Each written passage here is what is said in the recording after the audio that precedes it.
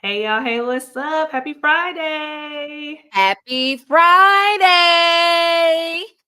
Hey, we hope that y'all are doing amazing. We are here today with an episode of The Takeoff. Y'all know how we do each and every Friday. We like to come to y'all with some new, a little bit of everything that has to do with travel. I am one of your co-hosts, Tia Cooper. You can find me on all socials at Tia Takes the World. And this is my lovely co-host. Go ahead and introduce yourself, girl. Hey, good people. My name is Branlyn D. Mosby, but you can find me at Branlyn Dermia. I love it. Not with the ha ha. So we're Is that excited Jennifer about this Lewis? That is exactly it. So we are going to go ahead and jump into today's episode. We're excited about what we have to bring to you today, which is all about passport privilege, which I don't think a lot of different people talk about because, talking about privilege can be a little uncomfortable, but we'll get into the nitty gritty of it all in the episode today. But what we like to start off with is a little bit of motivation. Then we're going to jump into our episode. We're going to give y'all some celebrations, some good information, okay, that you may need to take along with you on your next trip or that you might want to share with somebody else. And then we're going to end off with a little affirmation. So we have all of the things for you in this episode. But the first things first, we're going to start off with a little motivation. Branlyn, tell the people what we got for them. Listen, our motivation for today is privilege doesn't make you guilty. It should make you responsible. Ooh, that's a mouthful, honey. Now, Tia, what you got on that? As I was saying before, I think that when we hear privilege or when people talk about privilege, they don't want to talk about it because normally people that are talking in that conversation, somebody has the privilege and somebody doesn't, and that's an uncomfortable thing to talk about. But I feel like it shouldn't be an uncomfortable thing if you're looking for more in it. So yeah, I may have a privilege, but how can I move differently to not make other people feel bad who don't have that privilege? Or how can I move in a way that is helpful to people who don't have that privilege? And I think that's a responsibility, and as a traveler we have different responsibilities. We've talked about that on the show before, but that's what I took from it. What do you take from that? Pretty much I'm in the same vein as you. I truly believe that just because you have the privilege, like you shouldn't walk around with a level of shame. And we see this like, even outside of travel. Sometimes I think people privilege shame people. Like, yeah, you have a level of privilege, but you get shamed for that, right? Like, because I don't have it. But I do think what a lot of times people are looking for is acknowledgement. So I think while you do have the privilege, you should just also make sure you're acknowledging others in that same space. And also not speak in absolutes, right? Like it's not all people or all travelers or all this. It's you and your privilege. You get to do this. Like Right. Very it's true. very, yeah, it's very pinpointed. So just making sure we acknowledge, not I really acknowledging. like that point that you said, and that's something that I didn't even think about, but we can dig into, throughout the episode, is that,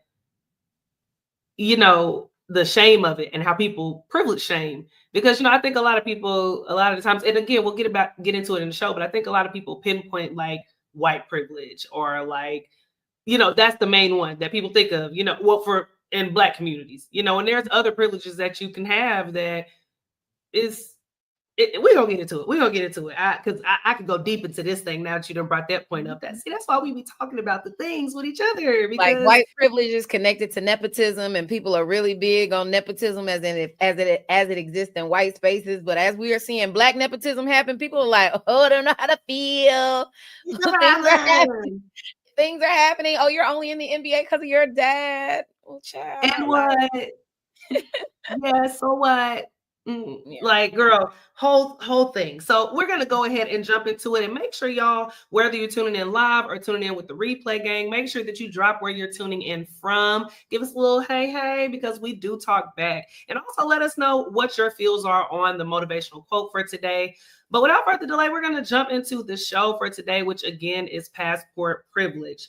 So we're talking about something that most travelers don't even realize they're benefiting from.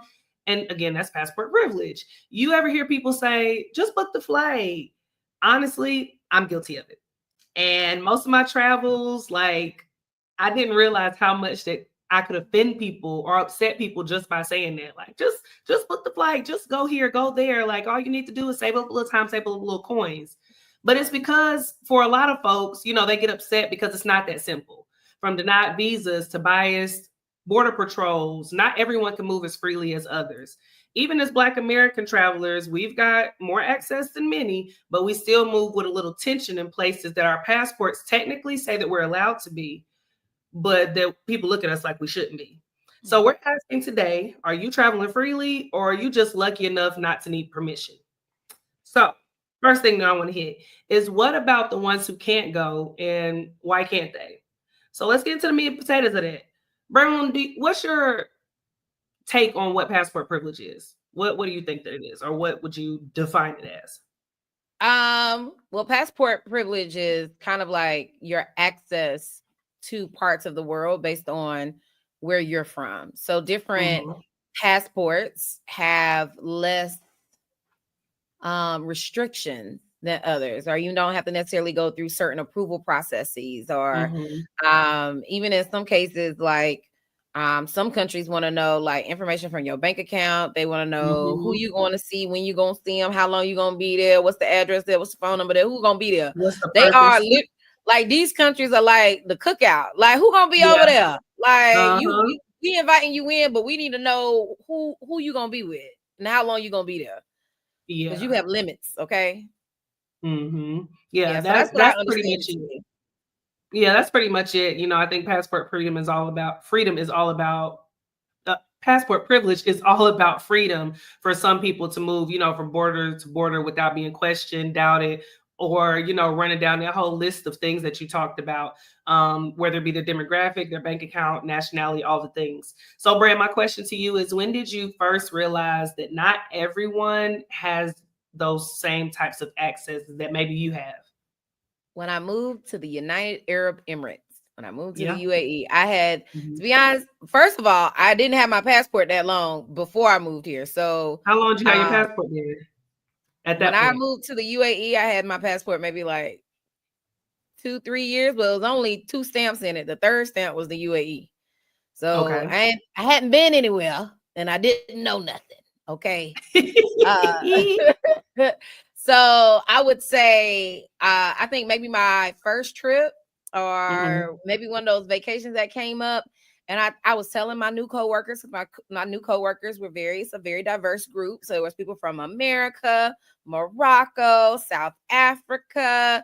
It was just from all over the globe, the UK. And I was just like, oh yeah, well, me and my friends are going so and so. And they were like, oh, that's nice. I would love to go there. I was like, girl, just book a flight. And they were like, I was like, what that mean? And then they were telling me, well, sometimes it's not always easy with my passport. And I was just like, Yeah. Didn't know. And I think it just kind of right. kept coming up in random conversations. And I was just like, oh, okay. This is the thing. This is a thing. And you have to move a little different. You just can't book a last minute trip. Yeah. Yeah, mine was the same experience. My coworker, who was a good homegirl of mine, when I touched the ground, I was like, I'm traveling. And once my coworkers that I hung with realized that I like travel, they was like, we want to travel too. So I'm like, well, I'm going here for National Day. I'm going here on Eid. I'm going here for, the end of Ramadan Eid, the other Eid, spring break, all the things. And she was like, yeah, I'm gonna have to see. And I'm like, what you got to see, girl? And she was like, the paperwork that we have to do as South Africans to go to some of these places that you're talking about is extensive. And I'm talking about like a packet full of paperwork. And I was like, oh, paperwork. You don't just got e-visa, no visa on arrival. That's not a thing. And that conversation, like, it really opened up my eye. That was my first year being in the UAE. And I was just like so confused by it because I just didn't understand it. Like, why is this a thing? I think that I didn't realize that it was happening, but I also didn't understand why it was happening. And that really messed me up because why can't everybody, if you got the money to book a flight, why can you not go to these places? Did you immediately understand why it was happening the way, or why those rules were put in place for these people? Even to today, I'm a little. If I'm telling the truth, I don't think I understand why they're in place now. Like, I don't know why this country gets more privileged. I have my assumptions, but I wouldn't. I definitely wouldn't put it out there in the in the land of the living of the internet to to replay over and over again. But you know, I'm pretty unclear as to why like it exists. I have ideas as to why it exists, but Yeah. there's So in power in the doing research passport for that this you have. episode, me Google and Lil Chatty, aka ChatGPT, went down a little hole because I'm inquisitive. I like to know things or whatever. So I was just wanting to know, what we just talked about. Why are some of these things a factor in people not being able to travel? And this is what I got from the two. So political relationships and trust issues are a big one. And Brian, you could jump in here at any point. So countries decide who can enter based on diplomatic relationships. If two governments don't have strong ties, or if one is considered unstable, corrupt, or a security risk, their citizens often face strict visa rules or are denied altogether. For an example, many Western countries make it hard for citizens of countries like Afghanistan, Syria, Nigeria, or Haiti to visit, even as tourists. And I mean, I get it, but I feel like it's one of those things like, well, what I got to do with it? How I get in it? I get that the government and like different, forces to me that sometimes we don't have a part of are having issues, but what I got to do with it? Why I can't travel? And I think that's disheartening. Hey, Nova Jean. Girl. Nova came into the party. She's out for Wants to be a part of the episode today, clearly. Nova wants to travel too. You know, when I got her, I thought that's what we were going to do. I really she was going to be the traveling pup. I thought she was. I had a whole plan, and she's just, that's just not her life. It's fine. Fair enough. It's fine. We shall move on. So another reason that people aren't able to travel is because of an economic concerns. So as you talked about, them checking people's bank accounts. So some wealthier nations assume that citizens from poorer countries are more likely to overstay their visas, seek work illegally, or claim asylum. So they create layers of requirements like proof of funds, return flights, hotel bookings, and bank statements, etc. And it becomes about gatekeeping wealth and opportunity and not just safety at this point. Which, that was a mouthful. I kind of get it. I get it. Because, like, if you're coming from a bad situation and you are like, I can just catch a flight to this wealthy country and hopefully I can make the dream happen. Well, I think it's just not fair, too, because I feel like there's people in, like, with other passports that are doing the same thing. Like, they show up with no plan, no job, and be stuck. Fair enough. I'm not. I just say I do. I see it. I see why you would ask those questions. Still, don't believe that it's fair, but I definitely would see why I would ask those questions. Gotcha. So the next one is racism, colonialism, and bias. So passport privilege is deeply tied to colonial history and racial biases. Countries from Europe and North America generally have the strongest passport because of global power structures rooted in whiteness and capitalism. That's why someone from the US or France can enter 180 plus countries visa-free, while someone from Sierra Leone, that's my roots, y'all, or Bangladesh might only get access to 40 or 50. And that sucks. That is wild. That is crazy. Now, that one, obviously, I don't agree with, but that was one of my reasons that I was like, this is why people can't. Like, that was one of the reasons in my head. So it goes along with what I was thinking. So there's that. Got anything on that one? No, I mean, I get it. I do get it. I understand like the colonial history. Actually, while you were talking, I was like, I feel like I've heard the story before, but I was like, where did the passport even come about? Like, because at one point people were actually moving real freely. But again, the more wealthy were moving more freely. I was about to say people who could. Like, if you was catching a ship across the waters, unless you was us, it was because you had money to get on that ship. You had money to go where you was going. And when you got there, you knew what you was doing. You knew some people. Nepotism, all of the things. So, because I mean, when and this is a bad example. When I watched the Titanic, I don't remember seeing nobody with no passport. Because maybe I need to go back and rewatch. Workers and rich folk. And the rich folk, I'm sure they had to show some documentation. I feel like I'm pretty sure they had to show some type of documentation. But even when Jack got on the boat, all he had was the ticket, right? He ain't had no. I know that's pulling. I know this is how our episode began long because we be going on little random tangents like this. But that got you thinking, right? Like I feel like when that man won them tickets at that card game and hopped on that boat. That was what's that? Interesting. That was 1812, right? Don't get me to fact check that, but it was a long time ago. But I am very curious now, and I do want to know 1912. when the Institute of Passports came along. Like, I'm very interested in that because, and to be honest, for me, I'm sure that it came along once the wealthy, 1912. I won't call them minority, but when the wealthy started getting, or others started getting access to things, and then it started to become like, well, how you get here? You got to show me where you came from or what you have. I mean, I think that even post slavery, like you had to have a card that said, I'm free to go where I want to. I'm free to travel here, there, and otherwhere. So I don't know. I'm interested in that, and I'm gonna look it up. We're gonna get back to y'all about that because you really got me thinking, Brand. That was a good one.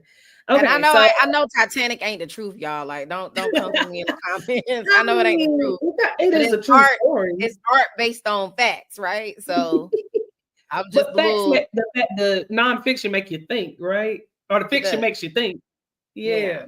Imitation of Okay, life. so another reason is for migration control and stereotyping. So if a country has a higher or a history of immigration, meaning that lots of people leave in search of better work or living conditions, other countries might label it as a high-risk nation and tighten visa policies out of fear that the traveler won't return. And entire nationalities can get stereotyped based on a migration pattern, but not individual behavior. And this one kind of shocked me because I never thought about that. Like, so because people are fleeing from their home countries for a better life, then now their country is high risk. Like, I don't know, unless somebody is like committing crimes or something in your country, if they doing stuff to make it better, I feel like what's beef? Like, what?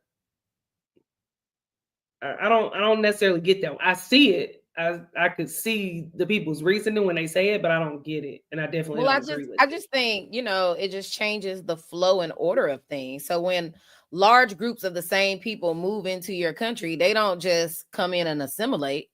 They come and make changes. Like how they live looks different in your space, how they eat looks different in that space, like what's provided to them, like, you know what I mean? Like there are certain things that we see around here, like, or when I say here, like if you lived in like the UAE or you visit Dubai recently just opened up 2 new Chipotle's. That ain't just because the Emirati folk wanted a Chipotle.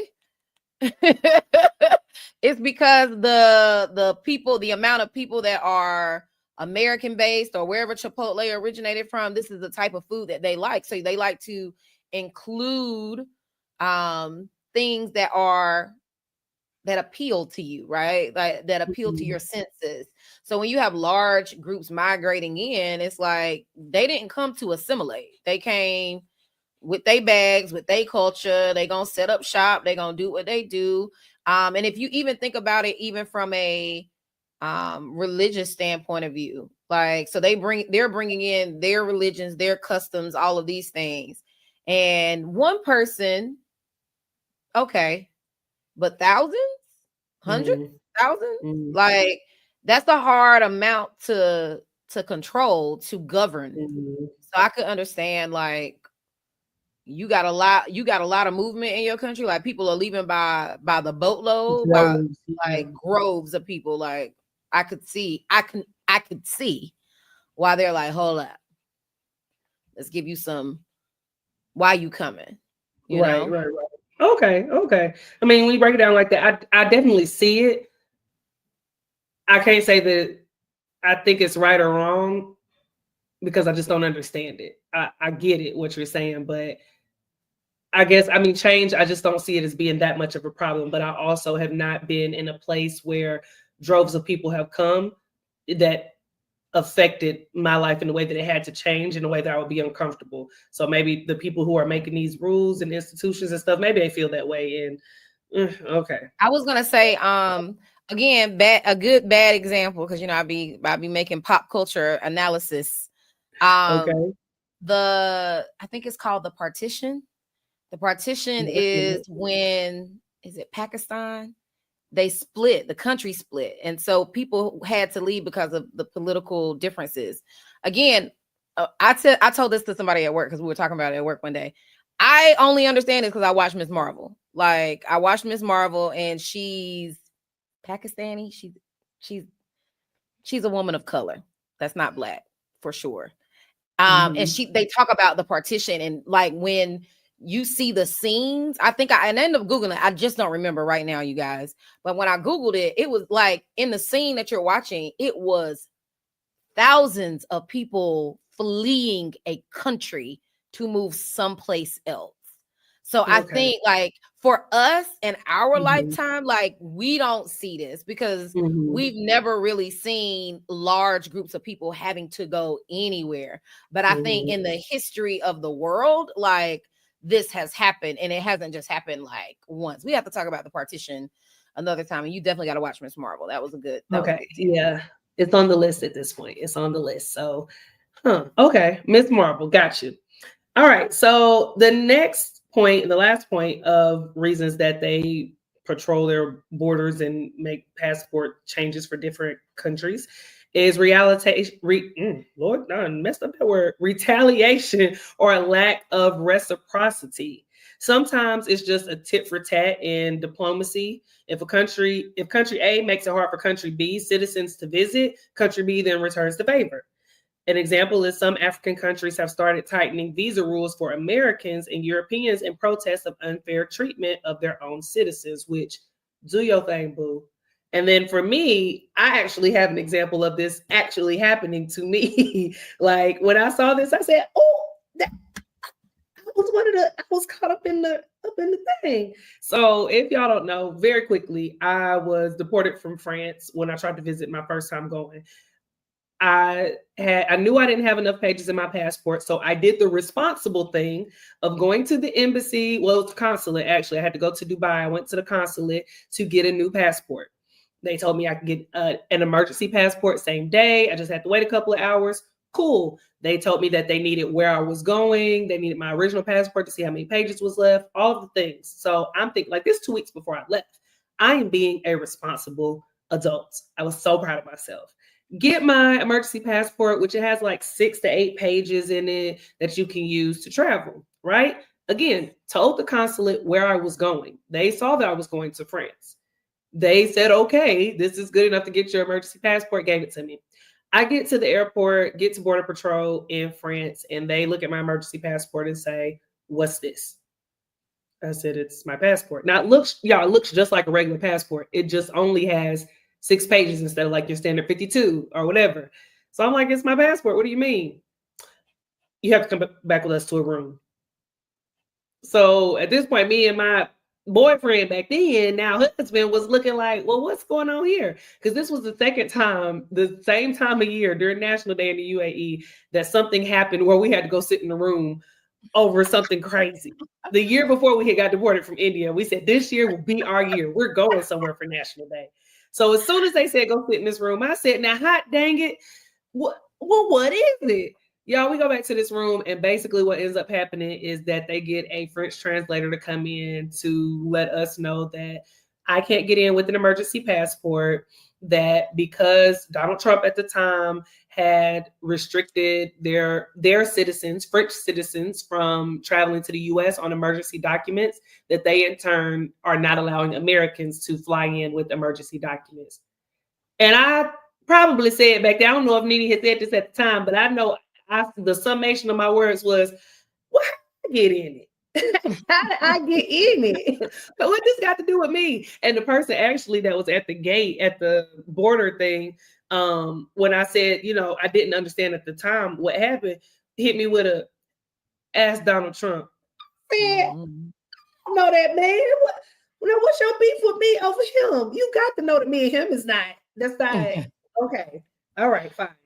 But yeah, they told me that I could go to anywhere, any non-Schengen countries. I just couldn't go there. So we ended up having to reroute and go on an unexpected trip to London, which ended up being really great. Like it was a good time. But yeah, I was a product of that reciprocity, and it did not feel good. That passport did not have privilege. It actually had some stains on it, which, after we move to this, that's going to be our next part about passport privilege. But yeah, happened to me. Whew. An experience. You hear me?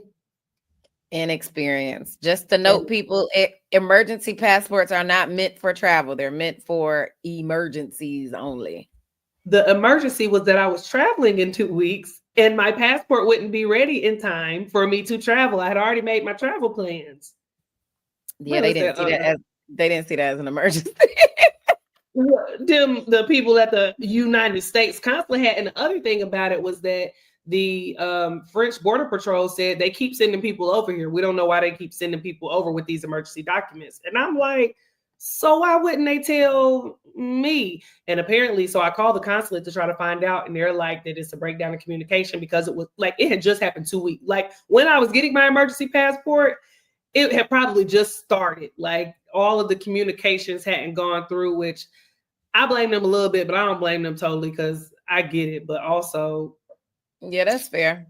But just for people who are listening who never heard of an emergency passport, they're not really meant for like travel. They're meant for like you went someplace, something happened to your passport, or you happen to just run out of pages while you're there, and then they'll issue you one very quickly, and it'll allow you to get in and out. But they're definitely not meant for like regular travel. So for those of you that wait till, or you just let your passport sit around, and then all of a sudden it's within that 6-month time period before before it expires, and then you got to travel.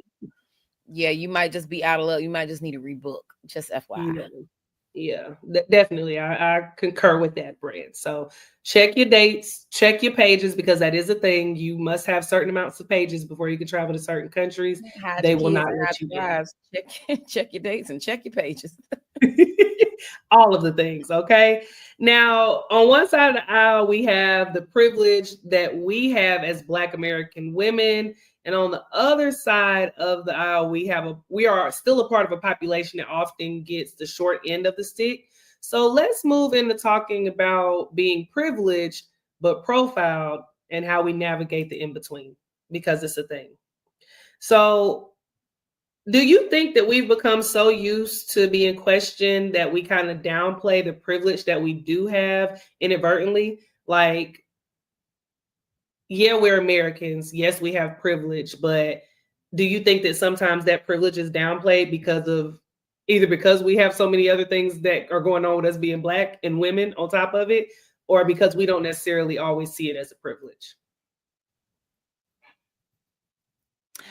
Sometimes I kind of chalk it up to when you've never had privilege, you don't know what privilege is like. You don't realize it's a privilege. You just kind of realize, you just feel like it's just a part of your being almost. Like, who knew it was a privilege?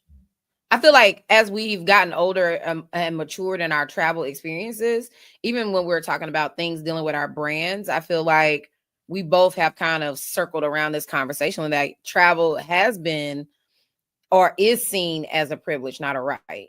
And existing in these spaces abroad does come across as more so privileged than right. But I don't think that's how we entered it. I don't even think I recognized it as privilege. Even when I was looking at the context of where the episode was developed, I was kind of like, privilege, really? Like, I guess we do have privilege. There is a level of privilege. There is like a lot of different things that are happening. What are your thoughts on it? I agree with you. I agree with you with all of it, but then my thoughts go to, well, even though you might not recognize your privilege, are you still privileged, right? Like, and then it goes back for me, like, not only just white privilege, and again, that's just the first privilege that I think of because that is what is kind of like big as a Black American female, like for me. That's what I think of immediately. But then I start thinking about like wealth privilege and generational privileges that people have. And because I don't have those things, then they are very loud to me, but they may not be as loud to the people who have those privileges. But nonetheless, it doesn't make me feel any different type of way when I'm discriminated against because of it or because things happen to me. So then it just makes me have a deeper look into, well, how am I acting and how do I make people feel because of this privilege that I have?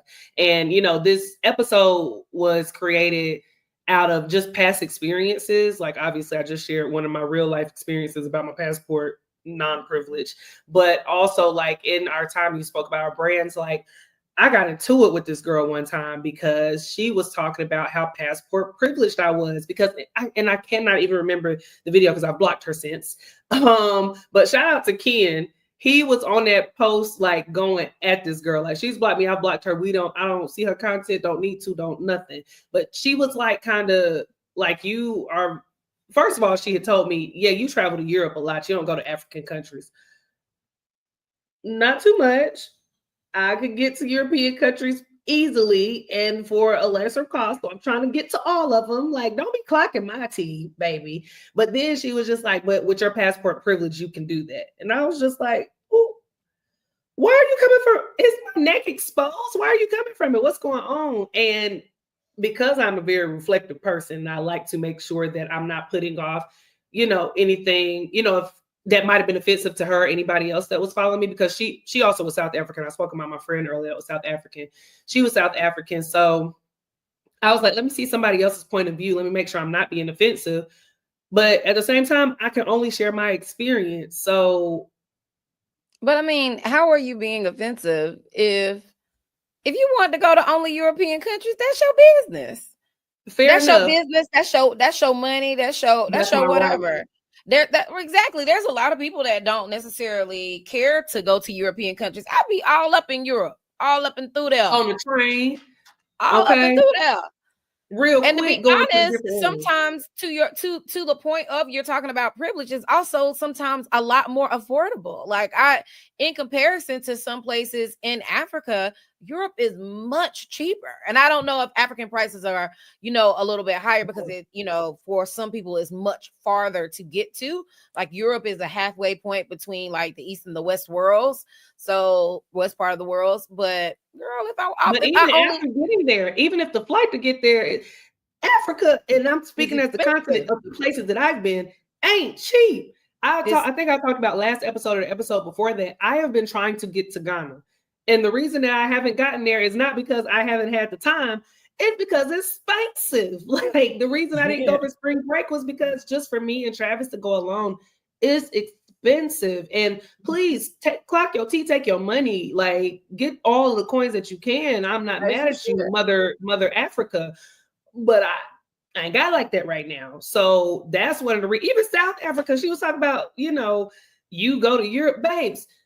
Half the people that I know that are here that are from South Africa don't go home half of the time because the flights be too expensive from the UAE, or it'd be expensive when they get home. So, and I mean, to be honest, that's why I don't go back to America as often as I could sometimes, because it's expensive. Like it's nothing to do with any of that. But I will say that she thought that it was a privileged thing and she felt offended because my conversations were, this is how you can travel here, follow these tips to do this, doing my take the world type thing. And she felt like it was not a responsible travel influencer thing to do, to not preface it by saying, I am speaking as an American traveler with an American passport. And I thought, like,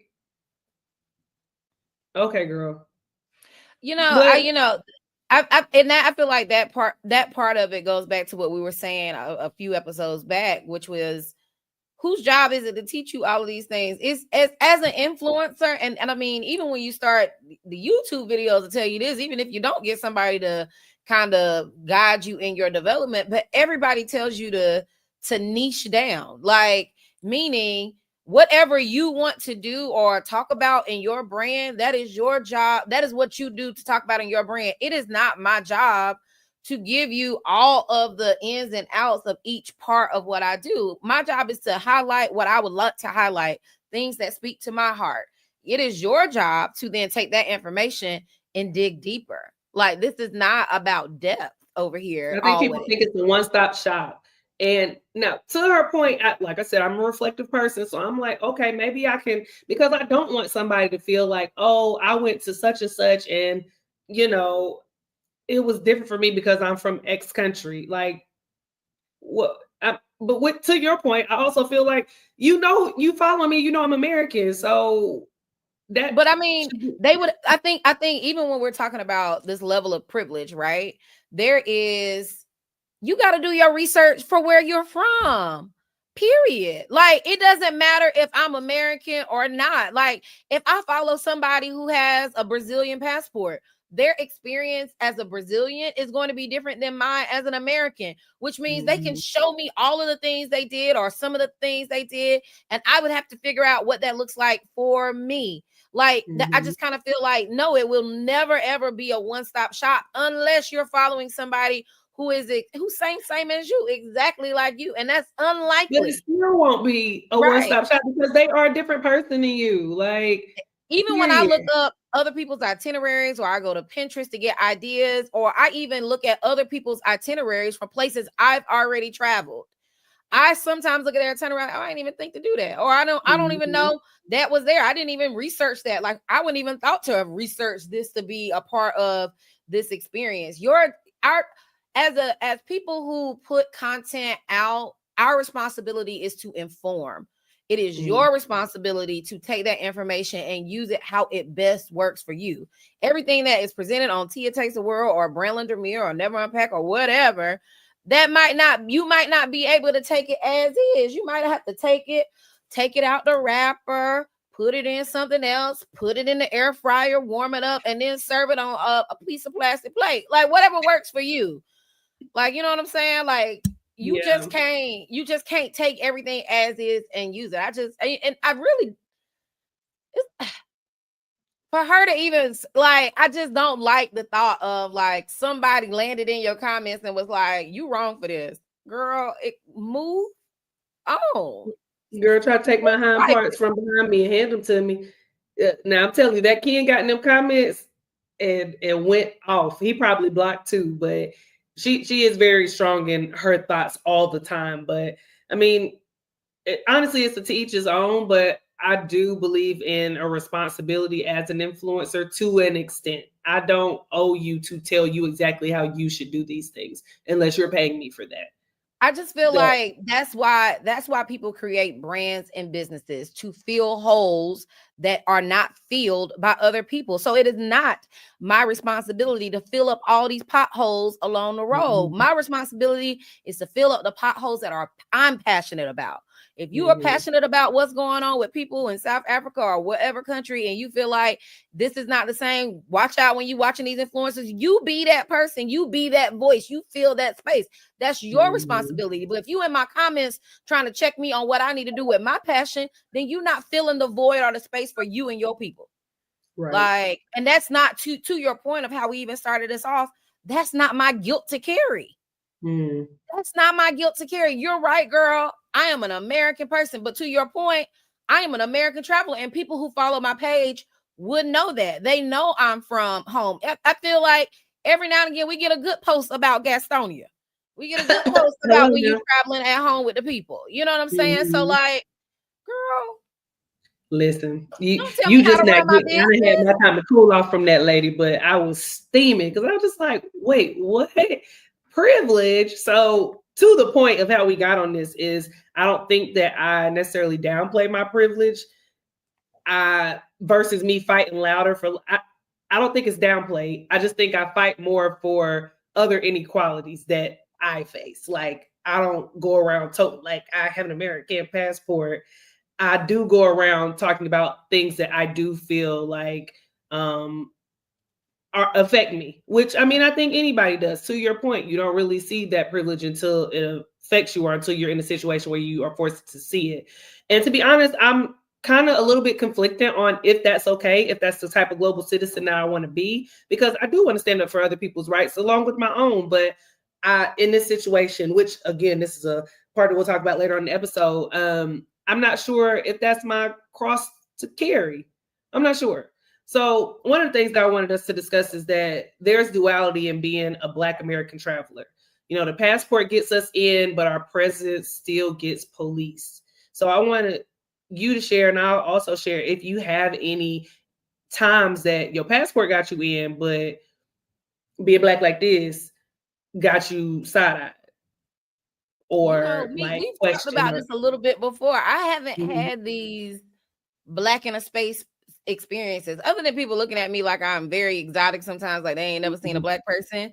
I've never To be honest, I've probably been more policed as a Black woman in America than I have ever been abroad. So Come on, I somebody. just, I mean, and when people talk about being a Black woman, traveler, solo traveler, traveling in groups with Black women, again, I have more issues, more people following me around the store, more things in the US of A than I have ever had in any other place. That's good. Almost every country I've been to, I won't even say almost every country I've been to, the experience has been very welcoming. Nobody has really nobody has said or did anything. I've never felt like, oh my God, I'm Black. Let me move quickly. Like, cause I've never felt like that. I just feel Okay. like I need to move quickly because I'm solo and I probably just the space looks unsafe sometimes. And it's just Mhm. like, let me move quickly because this just looked like a setup. Honey, did you see they brought back Final Destination Bloodlines? I ain't even seen the trailer, but I was like, now why would we bring this back? My best I know friend that told me about that because, yeah, she told me. I said, no, I like Final Destination, even though now at this age, I don't know if it's going to have me thinking even deeper than I was thinking back in the day. Like, do I want to get on this roller coaster? I Especially with mean, these planes doing what they and, do. Do I and want to I get on said this I roller only brought that up, y'all, because y'all like, where did that come from? Because I keep bringing up these random pop culture moments. But my thought process is you can see stuff happening. Like you just coaster? Uh-huh. this is And the you try to get setup. yourself Like out of this that is situation. let me Hmm. go this way. Like you sometimes when you're traveling, you just like, nah, cause that look like They this say gonna what be hindsight is 2020, but that travel site, baby. Whew. If you yeah, got some travel site, if you ain't got none, go get you some. Okay, get let you me some speed travel. up through this little alleyway. Let me speak to these gentlemen that just spoke to me. Just to be polite. Where are you from? America. I'm saying it loud as I Uh-uh. keep walking. Mm-mm. I I'll see, tell and you. that's another thing. That's okay. So that's the passport privilege to be able to say that you're from. Where, no matter where you say you're from. But what do you always say America, or do you say another country to downplay where you're from so that people don't have questions or think? What is your reason for saying America? One, I sound American. I don't even have a good accent from You don't have anybody. a British accent you could put on. No. And No. even if I did, it probably would start off one way and evolve. And so instead of you strapping me up by my bootstraps, let me just tell you where I'm from, sir. What? I Stop me about I my don't know nothing bootstrap. about nothing. Trump, Obama, child. I'm here. Where is the beverage? Okay, where's the good time? All right, and then you have a great evening. Be blessed, and I'm gonna keep it moving, especially if I'm by myself. No, depending on the situation, depends on who I'm gonna tell what and how I'm gonna tell them. It's different in different situations. Sometimes I throw in my different things. Being from Tottenham, different things like that. Traveling with my dad, and he's right around the corner, grabbing us some drink, grabbing a pop, and then I'll let him know that my husband's also down the street as well, just in the shop. Did you need something? Girl, you have Let me just let you me have a pull it lot of real British quick. friends. You have perfected it, honey. Because I I love do my not. British I accent. don't even got that Okay. in me. But I do switch it up. I do switch up where I say that I'm from because even with that, so like when we were in Serbia last month, we're in the car with the taxi driver and she asked where we from, and here go Dime. Abu Dhabi, or maybe she said Dubai. Dubai. Shut your butt up. And I'm like, girl, what? It's in America. I'm like, no, it's not. So then the lady, after she said it, she goes, ooh, Dubai. Very rich. I said, absolutely not. We are not. We are not what you think. So stop telling people that. So I don't know. It goes either way depending on the times. But for me, my duality in being a Black American and getting accepted in, but not getting accepted in, has happened when we travel. So it's happened sometimes when I've been by myself, but I see it a lot when I'm traveling with Travis. So anytime we go through a certain airport and we know that they're gonna stop Travis. We feel it that they're gonna, it could be a gaggle of people and they're gonna stop Travis and other Black folks to come along with them. So one time we were traveling to this particular airport, and I said, because they search his bags whenever they get them. So I said, let me get your bags. So I got his bags, my bags. I got like 4 bags on a little trolley, my book bag on, everything. I said, I'm gonna go ahead of you. I go ahead of him with all this stuff. Nobody says a thing. He literally has nothing. I even have his jacket. He walks past with just some sweatpants on and a t-shirt. And y'all know they stopped that man and searched him and asked him where he was going, where he was coming from, and who he was. Well, it does look a little weird that you're coming into the country with zero luggage. You don't think that was odd? I think it's odd. We've tried all types of ways. So we've given him a carry-on. I've taken all the bags. It was a scientific experiment. I get where you're coming from, but it was a scientific experiment just to see. I will say now, if you're talking about stuff like that, when I went to Tulum this time in Mexico, I did. It was a couple of black folks that was with me. I got pulled. Somebody else got pulled. Do I always get pulled through security? No. Not always. Every now and again, it's random security checks. And I mean, for the most part, I do be feeling like most of the time they are really random. And then sometimes I feel like, so you pulled us because we black. If that's what you're asking, then maybe. In Tulum, I kind of felt like that. I was like, I think he kind of pulled us because we black. Now, I don't be helping these people out. Now, you pulled me. You pulled me. I ain't pull you. So I just kind of feel like, security wise, now that man did ask me, did I bring tequila? I said, sir, I'm coming to Mexico. Now, what would I bring tequila here for? Why would I do that?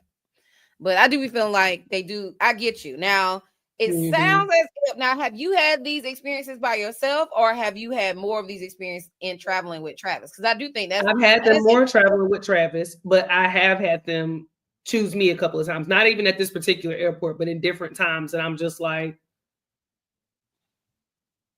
or a couple of people that were in my group that look like me, and I'm just like, all these people. I don't think I really think about it. Only reason I think I started thinking about it was because of him and Ken, because Ken, he said he always gets pulled, always. So I don't know, and it could be his stature, you know. I don't know. I don't know if people, which shouldn't be, that's not random. You shouldn't be profiling people. So there's that.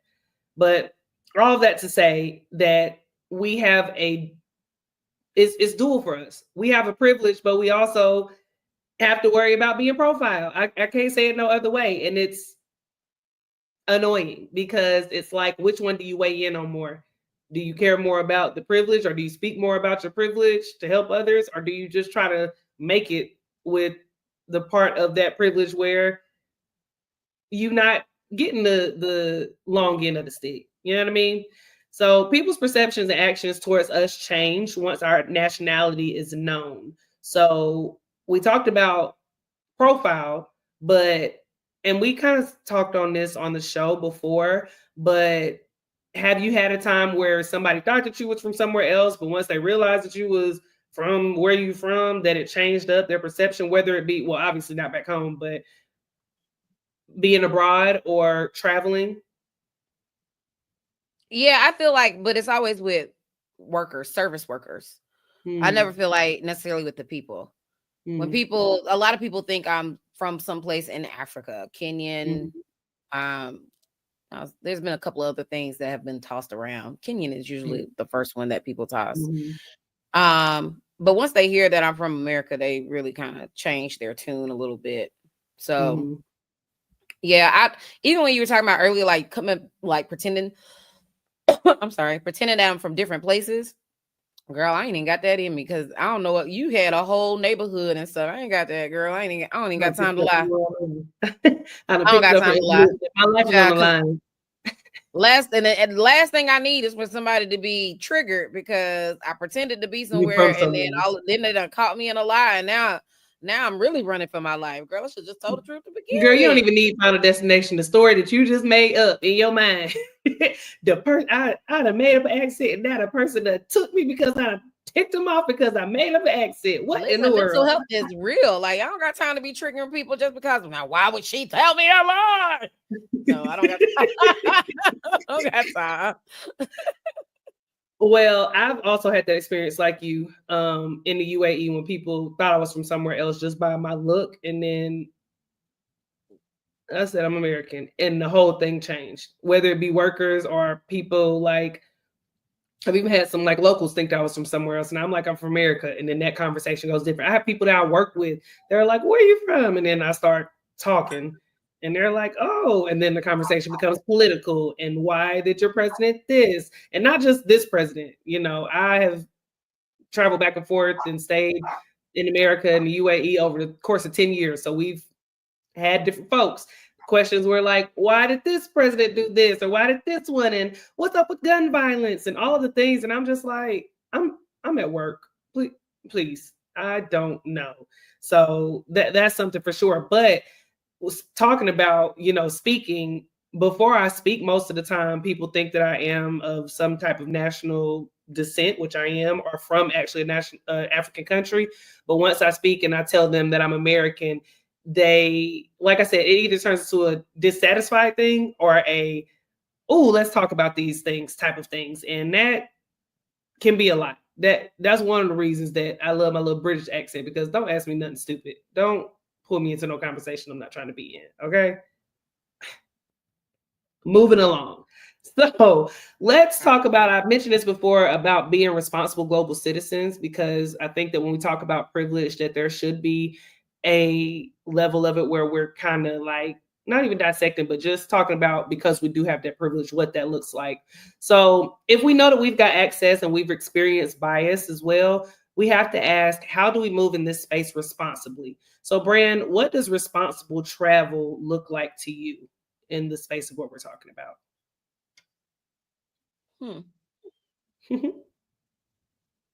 I don't know. Responsibly. When we say remove responsibly, what you mean? What is that? I mean, what I need to do. That's what we're talking about. We're trying to figure out what we gonna do, what we need to do if we've been doing it. So I'll tell you what I think for me, but for when I'm talking about responsible traveling, like, I mean, that could obviously hit different sectors, but when we're talking about in the vein of privilege, so in the way that maybe your privilege disenfranchises somebody else, or maybe your privilege would make you be able to help someone else in a situation. So my personal take on it was, I travel responsibly by hiring local workers, being respectful when I do go to these places, which we've talked about in episodes before, uplifting the community. And to be honest, in the grand scheme of things, as I've just mentioned a little bit ago, I'm not really sure what it is that I can do, not necessarily to change my privilege and the access that comes with having a powerful passport. But what I do believe that I can do is continue sharing travel in a positive light in the best way that I can, from my perspective as a Black American woman from Gastonia, North Carolina, so that even if someone can't take the world themselves, then they can at the very least experience it through me. I honestly, this is an open conversation. I don't know what that looks like to make sure that my privilege doesn't hurt someone else, because I honestly feel like I don't have any say so in how powerful my passport is. I'm blessed to be American. I don't take it for granted. I definitely think that there are some things that I obviously don't like about where I'm from, but with that, in this particular conversation, I can't do anything about it. I can't change how somebody else's passport is seen. But again, that's why it's an open conversation, so I can see my smart friend what she think. How are you a responsible global citizen? I think I feel like I'm responsible, but as far as being responsible as it relates to passport privilege, I kind of feel like the last part of your statement, like there's not really much I can do. Like I travel. I do hire local people when I not only want to say when I can, when I want to. I guess that might sound shady out loud, but I hire local photographers. I don't always it depends on what I'm doing and if I end up doing activities in local tour companies and stuff like that. But I mean, I share what I share. I kind of exist in this vein of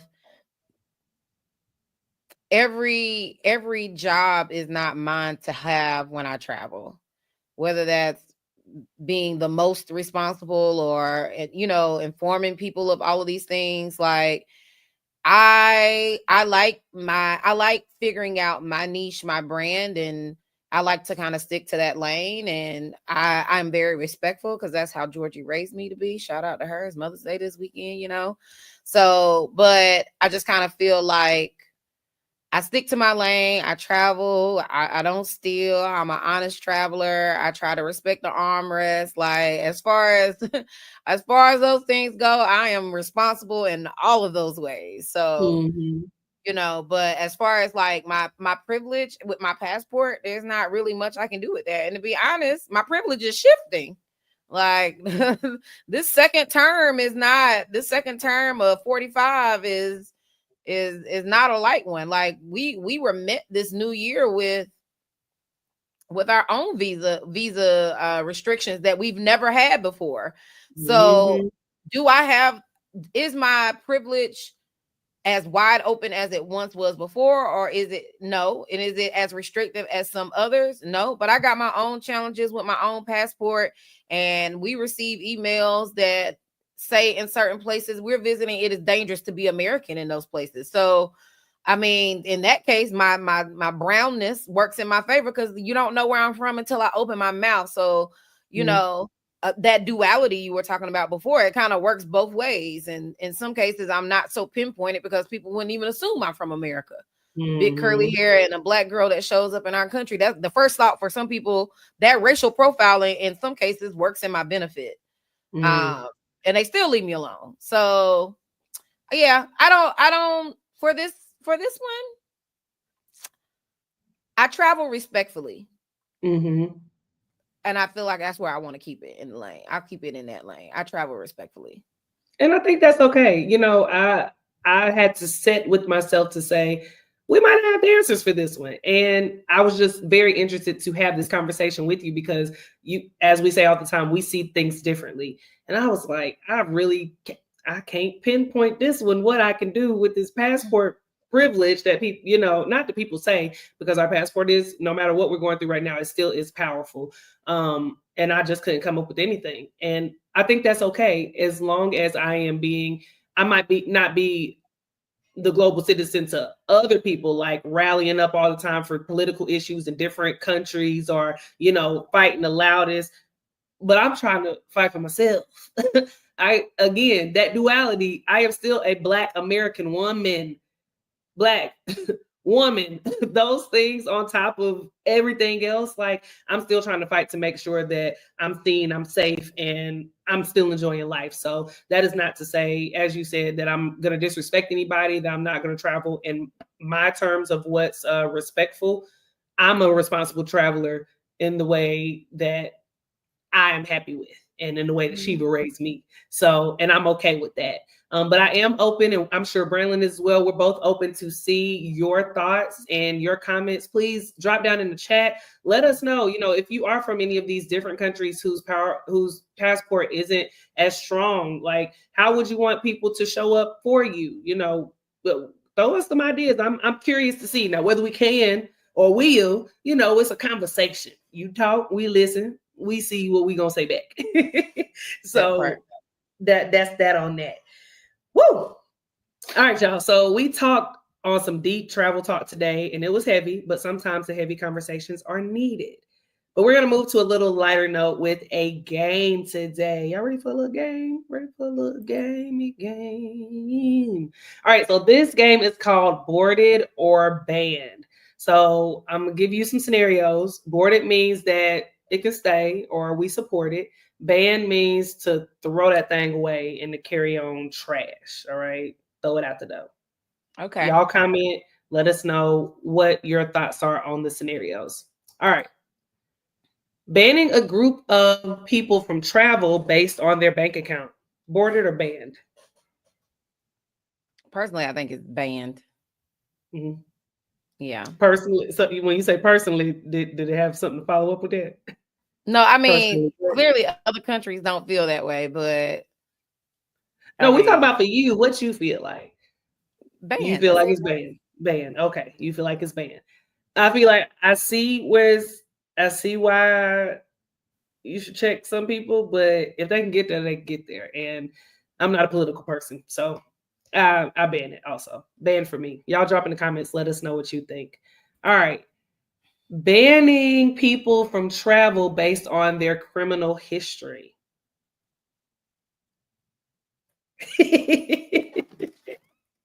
What we got on this one? Um. Ooh, this is a tough one. I don't know. I think it depends on what the criminal history is. Depending on the criminal history. Now, if you out here being all you one of these serial K-word people, then you probably should be banned. You If you do a little boosting, maybe you can be boarded. Boosting. Are you gonna boost whenever you go to these other countries? Though you boosting, I wouldn't recommend it. You boosting you some souvenirs. I wouldn't recommend it. Mm. You've done petty crimes. Boarded. That's what I want to say as well, because I feel like people should have the opportunity to travel and see what it does for them. But and also as American again, I know that people who have criminal pasts shouldn't always have those criminal pasts. So it just makes me like, yeah. I feel like you should have to. No, that's too much. I was about to say, I feel like maybe you should have to go like through a psychological test or something to see like, are you gonna repeat? But that's a lot. I think it's just to be defined. Like what heinous. Ain't that what they say on SVU? Heinous crime. SVU. Like, you know, if you got it would be too easy. It needs to be a list. Like if you got called for a little MJ back in the day, a little Mary J, like then like you can board. You can board. Yeah. I think it's definitely nuance to it, but I can't even think of no SK word names at the moment. They usually be coming to me. Jeffrey, if you him, yeah, the Boston. I just listened to a podcast about the SKs, but yeah, all of them. No, you can't come. Anyway, moving on. So, music or FaceTime calls in the airport without headphones. Banned. And I travel with a friend who listens to music with no headphones. Really? I love her so much. I do. I love her so much. She's so Do you sweet. ever ask her to please stop? No. Please put on headphones. Why? I put my headphones in because you know we add this in there. I think you said you saw a post the other day. You said you were reading Let Them, and I asked you where you reading it. But I've been on the Let Them theory before I read the book Let Them, honey. So if this is what you want to do, let them. But if you're gonna ask me about it, banned. Like, because that's just you're just trying to let me. What can I do in this moment? I can put in my headphones and my business that pays me. But if you asking me in a game, ban. No, ask me in a game or in real life, banned. Absolutely. It's so funny.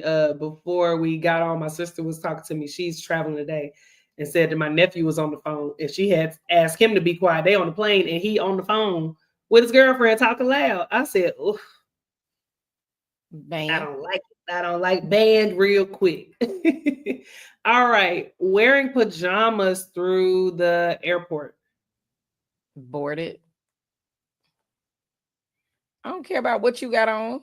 I ain't got nothing to do with me. Or through TSA, yeah. You can board, but I'm judging. I'm not judging. As you like, let them. I'm letting them. I'm also looking. I'm looking. Boarded or banned? Family only sections on airplanes. Boarded. I'm down for family only sections of airplanes. I mean, that don't contain the noise. But they want to put all the Might quiet it a little bit. This is gonna be all one playground at the one part of the plane. I'm actually, and this is only because at one point maybe I have a family. I'm banning this because don't put me in the section with all the other kids. Not my kids sitting up here chilling, and then all these kids acting the fool. Ban that, absolutely not. Like you're gonna be the one that need to be in the section. I can't. Don't be talking about my future kids like that. I'm gonna be looking at you like y'all need to go back up there with it. No, I'm sitting right here beside you, Auntie Brand, Auntie B. Here you go. Over there with Auntie B. Not trying to do it. Okay, filming airport tantrums for social media. Oh yeah, that's banned. And we talking about children tantrums, or are you talking about adult No, no, no, tantrums? no. We talking just about stuff going down with adults, not children. Oh, because you said tantrums. So I'm assuming like Adults children. throw tantrums. I don't think you need to be filming anybody without their permission. But do I sit here and I watch some of these videos when y'all put them on social media? I That's do. the reason I want to So board it. I clearly am supporting somebody's page. I may have shared it a couple of times. My bad. Because I really don't think this is a fair take. You shouldn't film anybody without their permission. But if you're gonna, I'm gonna watch it. So I'll board it. So there's that. There was definitely one time there was a fight on someone. Honey, that man ripped that man's dress. I watched that thing like 20 times. I said, now he ripped his dress out. This is nuts. Oh, Jesus. Okay. Acting a fool. Taking your shoes off during a long haul flight. Boarded or banned? Boarded? Some of y'all need to let y'all feet air out anyway. But I will say this. Oh, well, tell us your answer. And then I'll give my little tip.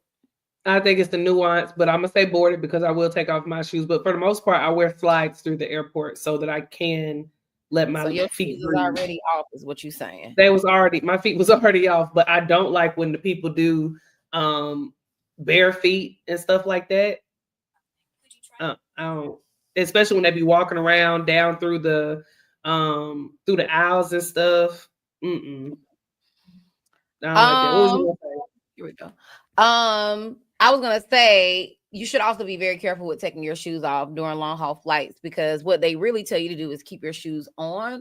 Not if you have on like a slide, but if you have on a real shoe, because your feet tend to swell. So if your feet swells out of the shoe, then you wouldn't be able to put your shoes back on. Oh, so, random fact. Thanks for that. You're welcome. That was a good one, Bran. Okay, so last one. RSVPing a group trip and then ghosting after the deposit due date. Don't worry, I will never invite you again. Oh, banned. What I do? You talk about the person. They banned, automatically banned, because you knew you wasn't going. We ain't know you wasn't going, and now you're not going, and we sitting up here going and having to pay more money, which it wouldn't have been a problem if you would have told us that you wasn't going. Just tell us. Just tell us the things. All right. Thank y'all for playing our game. We hope that y'all commented and enjoyed ours. So we're going to go with a quick episode recap for y'all. If you just now tuning in, or if you just want to wrap up everything. I have a question for you before you recap. I got a question for you. So you already know the answer. I got a question for you. So one of the things that I was thinking about when we were talking through the episode, when was your first challenge against your privilege? So for example, we have passport privilege because we are Americans and we carry American passports, which means we typically have very limited, if any, type of issues, right? So even when I moved to the UAE, in the thought of renouncing my throne, renouncing my passport, I was like, oh, I can't. There's a lot of problems that America got, but my passport ain't really one of them, right? So when was there ever a trip where your privilege got the best of you and you didn't even really do the research, you didn't know, and you was just out here all willy-nilly like? No, I'm too much of a planner. You know, I plan down to a T, so I ain't. Me too. But I wish. My first trip to China was one. Because I had traveled to so many countries before China. Not saying I had traveled to a ton, but I had traveled to at least probably quite a few before China. And I didn't even think to research visa or anything. And China is absolutely one of the places I definitely should have researched visa. But because I had been hopping around Europe and all these other little countries, yeah. But I made it. I did make it. Yeah.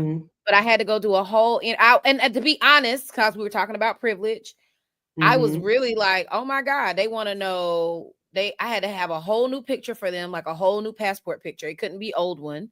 So it couldn't be the one that was in my book. I had to take a new picture. the fee was very expensive. It was like a couple $100. And Okay. then it took days to process it. So it wasn't even like one of these major e-visas. I had to go to the consulate. It was nuts. I was like, oh my gosh. And so to your point of like privilege, this thought of idea of passport privilege, I was really taken really aback about all the things they wanted me to do. And I know people are going to look at this and be like, oh yeah, you really sound privileged. I'm sorry, That's what that's we're not. talking about. Yeah, that was my experience. I just didn't know. And I remember I had to miss work to go get it done because they're only open like at certain hours during the day. And Mm-hmm. my principal at the time, she was like, "What you mean you gotta go to your visa? Something wrong with your visa? Oh, you traveling?" That's what she was being real nasty about. I was like, "Yeah, I'm traveling." I'm going. So what's that? Yeah, and See then you for us later. to get into Russia, which it might not be like that now, considering who in office, but to get in Russia, it was like a whole interview. You got to sit down, you got to schedule an interview with Mm-hmm. people and talk to them. But at least I will say, I don't know if it's like this. And people, if you're listening from other countries outside of America, or you hold a passport from other countries outside of America, let me know or let us know in the comments. Because when I did do my passport for China, our visa for China, that was like a 10-year visa. So even though I paid a couple of $100 and I had to do all of these different steps to apply to get in, it allowed me entry for like over a period of 10 years. And I think the one for Russia also has the same, like it's a very strenuous process, but it's like a 3 to 5 year visa.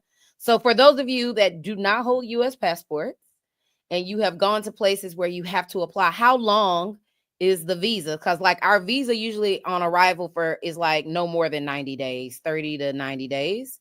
So if you are holding a different passport, like typically on average, what's the length of time your passport is good for? I mean your visa, excuse me, your visa is Mm-hmm. good for. Mm-hmm. Good things to check out. I will say that I have had passport privilege in the way that I have thought in my head, or maybe even said under my breath, "I'm American. What are we doing?" When they asked me why I was trying to steal somebody's visa to use to get into India, why would I have to use somebody else's visa? That's immediately what I'm from America. Why would I sneak in here? It was no shade to India, but it was very much I am American. What are we talking about? Or like different places that I've traveled to. If we went to Israel before a few years ago, and they searched us for. They did a very extensive. This was leaving. We were coming. We were going back to the UAE at the time, and they did a very like 30-minute check of our stuff, and I was like, we American, what we got going on? Very privileged thing, but at the end of the day, I'm just keeping 100 with y'all, so that's what we got. Anyways, let's recap the episode. So we started the show by talking about those who can't go, where we dug into the fact that everyone cannot travel freely. Access international travel depends on nationality, politics, and power. So be mindful that freedom to move isn't always universal. Next, we discussed how we navigate in between having privilege and being profiled because we are Black American travelers. So, even with a strong passport as a Black American female, we still face and have biases and extra scrutiny. But to make sure we operate as good global citizens, we acknowledge that we have that privilege and we have the pressure, and both realize that we can exist all in one space and still understand, acknowledge, and accept other people's non-privilege. Let's say that. Lastly, we brainstormed and shared how we want to show up as global citizens because how you show up in another country definitely matters. Don't just visit, try to invest, respect, and reflect on the country that you travel to. That's that on that. Now let's head into our celebrations. We always like to celebrate a little bit. Each week, we believe that you should celebrate yourself, your accomplishments, even the small things. So we elevate, we reflect, and we toast to our accomplishments. So, what you got, Bram? Celebrations this week. I got the first cover draft to my book. Woo woo. Yeah, so I'm excited about that. It's definitely been a process. I feel like I've set a certain month. So at this point, y'all gonna get the book when the book is ready, okay? Yo, And get it's it when gonna it's be ready. great. Y'all better be ready to order it. Okay. Exactly. Congratulations, So B. yeah, so I saw the first draft. Literally, all of the pages are have been sketched, illustrated, and right now we're doing the first draft of like the shading and coloring for the last milestone. And so I saw my first book cover draft, and Congratulations, V. I'm so I proud saw of you. thank you. I saw some illustrations today, and I was literally sitting at work like, I have a You book. did it. You did it. You did it. Yeah. A whole book, and it's Congratulations. gonna be good. It's So, going to be so good. I can't wait. yeah. So proud of What's your you. celebrations, girl? My celebration is that tomorrow on May 10th, I turn 2 as a travel advisor, professional agent, all of the things. Now, y'all know I've been doing this for a long time. We talk about on the show. If y'all follow us, which y'all should be, which y'all should be, then you know I've been traveling and sharing my travels for a very long time. But as a certified, receiving commissions, sending the people on their trips in a legal way, I will be 2 on the 10th. So that is my celebration, and I'm so excited about it. Happy birthday to Tia as a business. Okay. Yeah, She's girl, been to the yeah. world, but she's been taking Okay. it as a business for the last 2 years. Okay, talk about it. All right, y'all. So let's go ahead and get to the things. Branlyn, do your thing and tell the people where they can find us, what they need to do, all of the things. Well, first of all, we want to thank y'all. I want to thank me for Thank being me. you But we for want to thank making y'all for all that you do and the support that you give. My name is Branlyn. If you've been with us this long, listen, you can find me at Branlyn Dermia. My co-host is Tia Cooper, honey. She is, honey, one of the original Cooper Troopers, and you can find her at Tia Takes the World. Those are our social media handles. We both are in this thing that we call travel. We book travel. We can coach you on travel. We talk travel every Friday. All right. So if you are interested in joining the business, please visit travelagentworkshop.com. There's some really good goodies there just to get a little bit of insight about what we do. You go to the website, you'll need a sponsor code. You can use Never Unpack to work with myself, or Take the World to work with Miss Tia Bia over here. Either way, actually, we be working together for real. And so our teams are really joined a lot. And so we talk business, we talk coaching, we talk about how you can increase your commissions. We talk about the deals that are happening. We talk about cool things that you get. Speaking of commissions, we get paid weekly now. We used to get paid once, but we get paid weekly. Weekly now. Just thought I'd Okay. drop that little tea for anybody looking to make some money on that tea that's traveling. Listen, you probably watched Met Monday and was like, how I get to New York? Girl, we can get you there. Okay. Listen, wherever you want to take your own Met, okay? We can There get you you there. go. Visit travelagentworkshop.com. Use a sponsor code Never Unpack or Take the World. We would love to assist you on this journey called travel. And if you're not interested in taking that road just yet, you still interested in doing things, booking it for fun and for free, feel free to use our services. You know, we book folks. We get people going. We get the people going. We get them on trips. We host trips. And then we can curate one for you. We can make it work out specifically for you. Additionally, Tia and I go live every Friday. We want to thank you for catching us live here today on Friday. You can catch us live. You can also catch us on Apple Podcasts or Spotify. Our episodes from our previous season drop every Monday. So yeah, this is season 2 for us. Y'all, we've been doing this. Next week is our finale, okay, for season 2. We're super excited to, close out the time because, it's getting hot outside for some people. Some of y'all done had a faux spring, but the weather is warming up and we're gearing up for our summer trips. And we can't wait to share those with you at the top of season 3. But catch us live every Friday. Because on Friday, you know what it means, y'all? That means we talking travel, and we talk good travel too, because we are what? The Takeoff. Okay. So live every Friday, Apple Podcasts, Spotify for new episodes from our previous season. Can't wait to start sharing the old episodes from season 2. And then the next thing you know, we're gonna be ready for season 3, baby. Listen, we're coming back to you like we never left, okay? So that is our show, but we'd like to leave y'all with a little affirmation, something to take with you, whether it be on your next trip or maybe into the week for next week. And I think I'm going to keep this one with me up in my soul. This affirmation is, I move with awareness and intention. Say that to yourself, let it marinate. I move with awareness and intention. That's good right there, because everything should be intentional and you should be aware of all things happening around you. Now you That's said all we something. got. We ain't got no more. Make sure that y'all tune in live next week for the finale of season 2. We can't wait to see y'all. Make sure that you are subscribed, that you have commented, and like this episode. It costs you absolutely nothing to do it. Until next week, we'll see y'all. Take off, people. Yeah.